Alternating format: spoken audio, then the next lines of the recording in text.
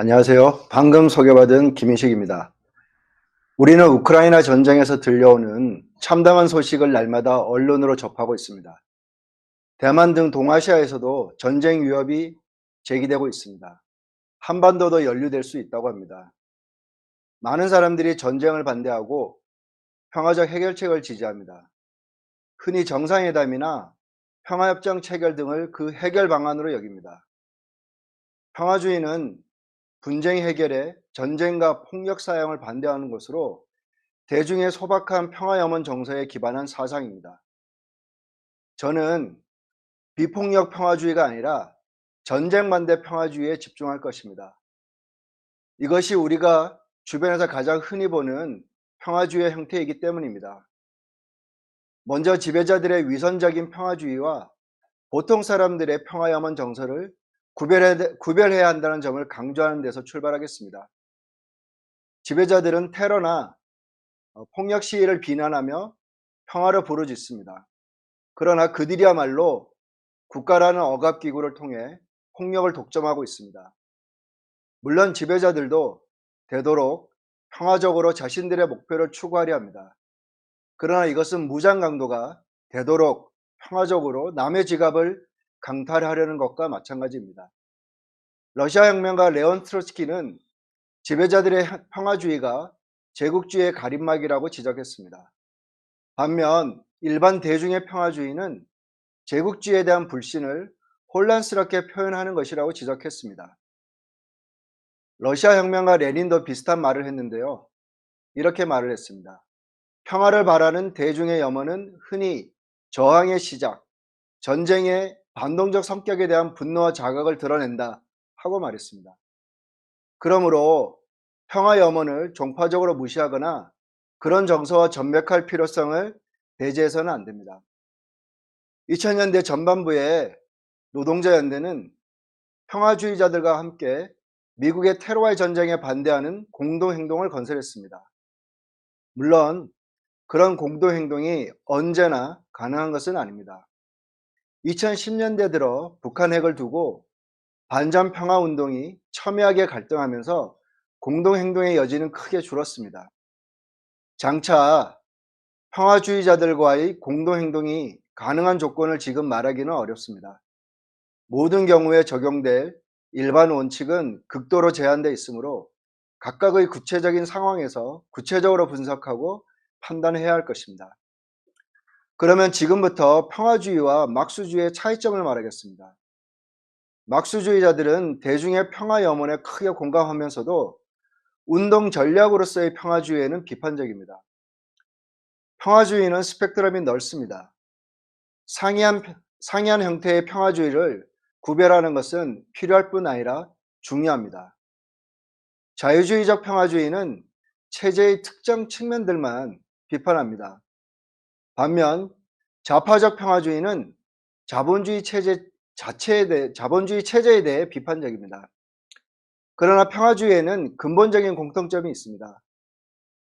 도덕주의적으로 일체의 전쟁과 폭력을 거부한다는 점입니다. 특히 전쟁은 인간이 저지르는 최대 최악의 폭력 행위라고 해서 평화주의자들은 모든 전쟁을 반대합니다. 전쟁이 야만적이고 잔인하다는 것은 참말입니다. 그러나 막수주의자는 모든 전쟁을 반대하지는 않습니다. 우리는 제국주의에 맞서는 전쟁들이 진보적이고 정당하며 필요하다고 주장합니다. 베트남 전쟁 등 피어간 민족 해방 전쟁, 러시아 혁명 직후 서방 제국주의 국가들의 개입에 맞선 신생 러시아 노동자 국가의 방위 전쟁, 착취받고 억압받는 계급이 지배계급에 맞서 벌이는 내전 등이 그런 경우죠. 그러나 우리는 제국주의적 전쟁은 반대합니다. 제1차, 제2차 세계대전 같은 제국주의 전쟁은 세계의 패권과 부를 재분할하려는 자본주의 강대국들 간의 경쟁이기 때문입니다. 같은 이유로 우리는 제국주의 대리전인 우크라이나 전쟁에서 서방과 러시아 중 어느 한편을 지지하지 않습니다. 그러나 우리가 한국에서 살고 있기 때문에 한국 정부의 군사 지원 반대를 우선합니다. 이에 대해서는 뒤에서 좀 더 자세히 설명하겠습니다. 일부 평화주의자들은 러시아가 우크라이나를 침략했다는 이유로 서방과 한국의 우크라이나 무기 지원을 지지합니다. 그러나 누가 먼저 총을 쐈는가, 누가 침략자인가 하는 점을 전쟁의 성격을 판단하는 기준으로 삼을 수 없습니다. 누가 무엇을 위해 싸우고 있는가 하는 점이 핵심입니다. 제2차 세계대전에서 일본이 미국을 먼저 공격했습니다. 진주만 공습이죠. 그렇다고 해서 태평양 전쟁이 일본의 침략 전쟁인가요? 또는 미국의 방어 전쟁인가요? 태평양 전쟁의 본질은 그 지역의 통제를 둘러싸고 벌인 일본과 미국의 제국주의 전쟁이었습니다. 종종 평화주의자들은 계급투쟁이 아니라 합리적 이성이나 인류의 같은 추상적, 절대적 도덕의 호소에 전쟁을 반대합니다. 전쟁은 불필요하다. 지배계급이 군축의 필요성에 동의하도록 설득해야 한다. 세계의 전쟁들을 평화롭게 해결할 수 있다 등 소박한 가정들이 전제되어 있죠. 위대한 역사학자 E.P. 톰슨이 그렇게 주장했습니다. 톰슨은 1980년대 영국 반핵 군축 운동 CND 운동을 주도했던 탁월한 역사가였습니다. 평화주의자로서 그는 절멸주의 이론을 내놨는데요. 핵무기가 계급 이익과 무관하게 인류 전체의 생존을 위협하기 때문에 핵무기는 계급의 문제가 아니라 인류의 문제라는 게 골자였습니다. 따라서 전쟁을 낳는 체제를 없애기 위한 계급투쟁을 고무할 것이 아니라 사회 최상층부터 바닥까지 모든 사람들에게 합리적 대안을 설득해야 한다고 주장했습니다. 그러나 경제적 경쟁과 마찬가지로 군사적 경쟁도 경쟁자들에게 외부적 강제를 부과합니다. 각각의 자본가는 경쟁에서 살아남기 위해 경쟁자들을 경기장에서 몰아내려고 애씁니다. 세계 시장에서 경제적 경쟁을 낳는 똑같은 조건들이 군사적 경쟁도 낳습니다. 자본가 계급은 경쟁에서 유리한 위치를 점하고자 힘을 통한 위협과 무력을 동원하는 것입니다. 따라서 대규모 파괴 수단으로부터 세계를 구해달라고 지배계급에 호소하는 것은 다국적 기업들의 이윤을 포기하라고 요구하는 것만큼이나 비현실적입니다. 합리적 이성이 판단의 기준이라면 자본주의는 진작에 사라졌을 겁니다. 식량이 넘쳐나는데도 사람들이 굶주림에 시달리고 설비와 원재자가 쌓여 있는데도 실업자가 양산되고 두 차례 세계대전을 비롯해 수많은 참혹한 전쟁들에서 수많은 무고한 사람들이 학살되는 것이 자본주의 사회의 현실이기 때문입니다. 톰슨의 주장은 평화주의 이데올로기의 계급적 기반을 잘 보여줍니다. 즉 평화주의는 불합리하다는 이유로 인류의 이름으로 계급사회와 계급 분열을 부정하는 중간계급의 논리인 것입니다. 트로츠키도 평화주의의 핵심 계급 기반이 중간계급임을 지적했습니다. 그는 중간계급이 전쟁을 두려워하지만 전쟁으로 나아가는 자본가들을 막지 못한다고 지적했습니다. 왜냐하면 자국 자본주의의 이익을 지키기 위한 자국 정부의 군사적 의무를 기본적으로 거스를 수 없기 때문입니다.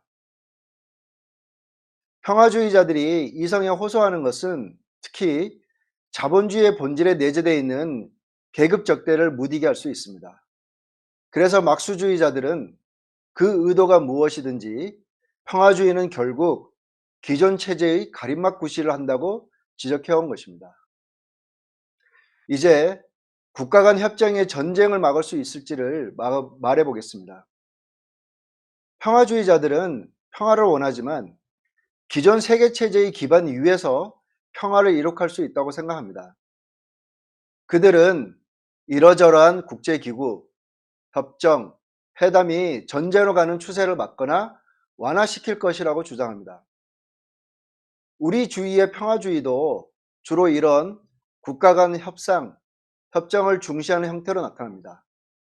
민주당과 주요 좌파 단체들, 민주노총, 정의당, 진보당은 남북 정상회담과 평화협정 체계를 한반도 군사 긴장 고조의 가장 중요한 해결 방안으로 제시합니다. 그러나 전쟁 행위를 규제하는 국가 간 협정들은 관련 강대국들의 이해관계에 의해 휴지 조각이 되기가 일쑤였습니다. 2014년 우크라이나와 러시아가 체결한 민스크 협정은 우크라이나 전쟁을 막지 못했습니다. 그러나 이것은 예외적인 사례가 아닙니다. 제1차 세계대전에 대량 파괴 살상 뒤 국제연맹이 설립되고 군축회담들이 열렸습니다. 그러나 제2차 세계대전을 막지 못했습니다. 제2차 세계대전 종전 후 핵실험 금지 조약과 군축협정들이 있었습니다. 그러나 미국과 옛소련이 대규모로 핵무기를 개발하고 생산하는 것을 전혀 막지 못했습니다. 뿐만 아니라 중국, 이스라엘, 파키스탄, 인도, 북한 같은 국가들이 새롭게 핵 보유국이 되는 것도 막지 못했습니다. 유엔과 그 밖의 국제기구들은 강대국인 주요 회원국들의 정책 도구 노릇을 합니다. 때문에 전쟁의 해결책이 되지 못합니다. 국제형사재판소는 언제나 승자의 법정이었고, 그래서 전쟁의 대안이 아니라 전쟁의 일부였습니다. 미국의 전쟁 지도자나 군인 중 기소된 사람은 단 한 명도 없습니다. 국제법이 세계의 보통 사람들의 민주적 표현이 아니라 세계 지배계급의 이익을 반영하기 때문입니다. 그런데도 평화주의자들은 제국주의를 유순하게 만들 수 있고 각국 지배계급이 전쟁을 포기하게 만들 수 있다고 가정합니다. 그러나 제국주의 체제 하에서 경쟁국들 간의 이러저러한 협정을 통해 평화가 이루어질 수 있다고 주장하는 것은 위험한 환상을 부추기는 것입니다. 폴란드계 독일 혁명가 로자 룩셈부르크는 세계 평화와 군축이 기존 사회 질서의 틀 안에서 실현될 수 있을 거라고 믿는 것은 한심한 미봉책이고 공상이라고 비판했습니다. 트로츠키는 지배계급의 군축을 호소하는 것은 반전운동을 무장해제시키는 길이라고 주장했습니다.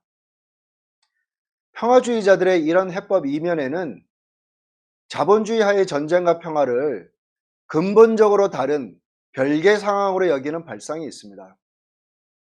그러나 레닌은 전쟁은 평화 정책의 지속이고 평화는 전쟁 정책의 지속이라고 강조했습니다. 제1차 세계대전은 그 이전 소위 평화식의 제국주의적 대외 정책의 지속이었던 것입니다.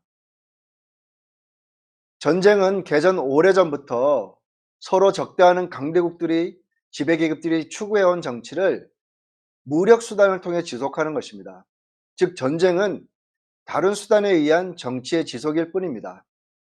평화는 바로 동일한 정치의 지속입니다. 전쟁의 결과로 적대 세력들의 힘 관계에서 일어난 변화를 나타냅니다.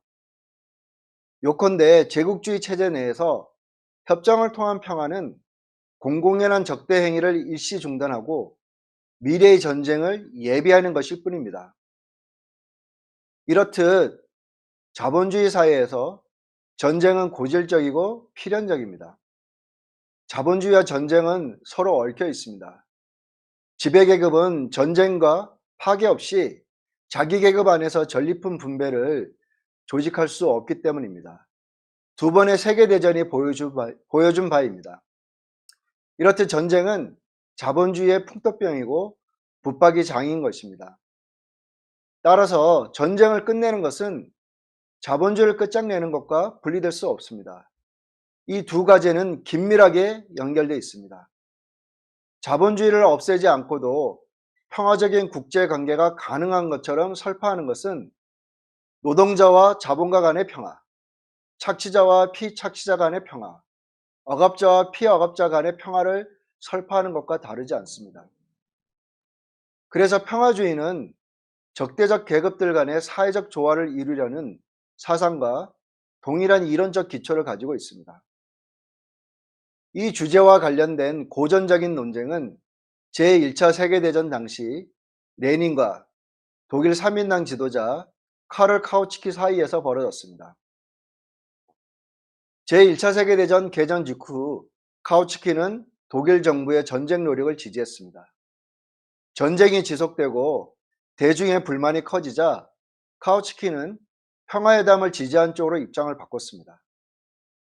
자신의 수치스러운 기회주의 전략을 은폐하고 약화된 대중 영향력을 되찾기 위해서였습니다. 그러나 카우츠키는 자본주의 국가를 전복하기 위한 혁명적 투쟁을 반대했을 뿐 아니라 심지어 거리 반전 시위조차 모험주의라고 비난했습니다. 레닌은 카우츠키의 평화주의가 개혁주의의 다른 모습이라고 비판했습니다. 그래서 사회평화주의자라고 비판했습니다. 계급투쟁의 직면에 사회평화를 헛되이 설교할 뿐 아니라 사회주의 용어를 사용해 평화주의를 설교하는 사람이란 뜻이었습니다. 레닌은 자본주의 정부를 혁명적으로 전복하지 않는다면 평화는 제국주의적 평화, 제국주의 전쟁의 지속일 뿐이라고 강조했습니다. 실제로 제1차 세계대전을 끝장낸 것은 1917년 러시아 혁명과 더 결정적이게는 1918년 독일 혁명이었습니다. 평화주의자들과는 달리 막스주의자들은 계급이 폐지되고 그에 따라 국가가 점진적으로 소멸되지 않는다면 전쟁은 사라지지 않을 것이라고 주장합니다. 이제 제 발제를 정리하겠습니다. 지금 우크라이나에서는 유혈낭자한 전쟁이 계속되고 있습니다. 한반도에서는 전쟁이 코앞에 임박한 것은 아니지만 군사적 긴장이 쌓이고 있습니다. 이런 상황에서 우리는 제국주의 체제에 대한 혁명적 분석을 발전시키면서 평화운동을 건설할 태세를 갖춰야 합니다. 이때 로자 룩셈부르크의 동지였던 카를 리프네이트가 주창한 구호 주적은 국내에 있다. 야말로 오늘날 우리가 따라야 할 표어입니다. 윤석열 정부의 서방 지원을 한결같이 반대해야 하고 한국 자본주의 자체를 반대해야 합니다. 현재 북한 핵 고도화 위협 때문에 미국과 북한의 핵을 대등한 위협 문제로 보는 관점이 대중의 평화 정서에 호소력을 가질 수 있습니다. 그러나 이런 관점은 한국 정부의 친서방, 다시 말해서 친미, 친일 대정책에 우선적으로 반대해야 한다는 점을 흐리게 할 수 있습니다. 추상적인 평화주의 기치와 제안들 속에서 길을 잃을 수 있습니다. 서로 경쟁하는 제국주의 강대국들 중 어느 한쪽을 지지해서는 안 되고 모두에 반대해야 하지만 한미일 군사동맹을 우선적으로 반대해야 합니다. 평화를 바라는 평범한 사람들과 함께 이런 운동을 건설할 수 있기를 바랍니다. 하지만 그렇다고 해서 평화주의의 정치적 난점에 대해 말하기를 회피하거나 평화주의가 수용할 수 있는 수준으로 우리 견해를 한정하지는 말아야 할 것입니다. 이상으로 발제를 마치겠습니다. 고맙습니다.